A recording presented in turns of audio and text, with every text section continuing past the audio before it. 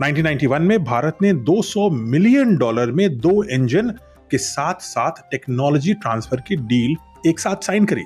आज के टर्म्स में ये वैल्यू लगभग 17,000 करोड़ रुपए होती। उम्मीद जगी, लेकिन अमेरिका ने देख लिया और तुरंत के तुरंत सैंक्शंस लगाने शुरू कर दिए।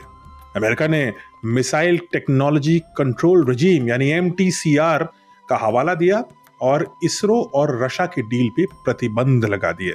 अमेरिका ने भारत के ऊपर एक झूठा आरोप लगाया, एक मैन्युफैक्चर्ड एलिगेशन लगाया कि भारत एक्चुअली ये क्रायोजेनिक इंजन सैटेलाइट टेक्नोलॉजी के लिए नहीं इस्तेमाल करेगा, वो यूज करेगा इसे मिसाइल टेक्नोलॉजी के लिए। रशिया के ऊपर इतना प्रेशर डाला कि रशिया ने यह डील रद्द कर दी। टेक्नोलॉजी देने की इजाजत नहीं मिली, सिर्फ इंजन देने की पेशकश करी गई, और वो भी बिना किसी ब्लूप्रिंट, बिना किसी डिजाइन, बिना किसी ट्रेनिंग, और एक शर्त के साथ कि केवल शांतिपूर्ण कार्यों में ही इसका इस्तेमाल किया जाए और किसी मॉडिफिकेशन या एक्सपोर्ट की इजाजत नहीं थी। वो इंजन जिनकी अमेरिका ने खुद पहले पेशकश करी थी, अब वही इंजन अमेरिका रोकने की कोशिश कर रहा था भारत को मिलने से, लेकिन भारत कभी झुकता नहीं है। 1994 में तत्कालीन प्रधानमंत्री PV नरसिम्हा राव ने 300 करोड़ के साथ स्वदेशी क्रायोजेनिक इंजन प्रोजेक्ट की शुरुआत करी है, और तब शुरू हुआ संघर्ष, संकल्प और साजिशों का एक लंबा दौर। बैक चैनल से रशिया ने मदद जारी रखी। यूरल एयरलाइंस के जरिए इन उपकरणों को भेजा गया। कोई और एयरलाइंस इतने बड़े खतरे को, अमेरिका के साथ डिप्लोमेटिक डिजास्टर को लेने के लिए तैयार नहीं थी।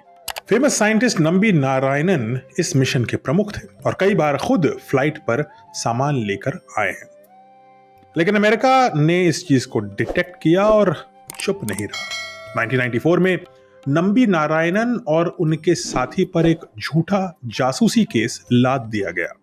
आरोप था पाकिस्तान को क्रायोजेनिक टेक्नोलॉजी देना, और वो भी 2 मालदीवियन विमेन के साथ मिलकर के, जिनसे नंबी नारायणन का कोई लेना देना नहीं था। नंबी नारायणन को प्रताड़ित किया गया। अफसोसजनक बात यह थी कि उनको प्रताड़ित करने वाली उन्हीं के देश की पुलिस थी। उन्हें बदनाम किया गया और बदनाम करने वाले उन्हीं के देश की मीडिया थी। पूरे देश के सामने झूठ फैलाया गया और नंबी नारायणन और उनके साथियों को एक नेशनल विलन बना दिया गया। लेकिन सच को कोई छुपा नहीं सकता। देर हो सकती है लेकिन छुप नहीं सकता। सच सामने आया।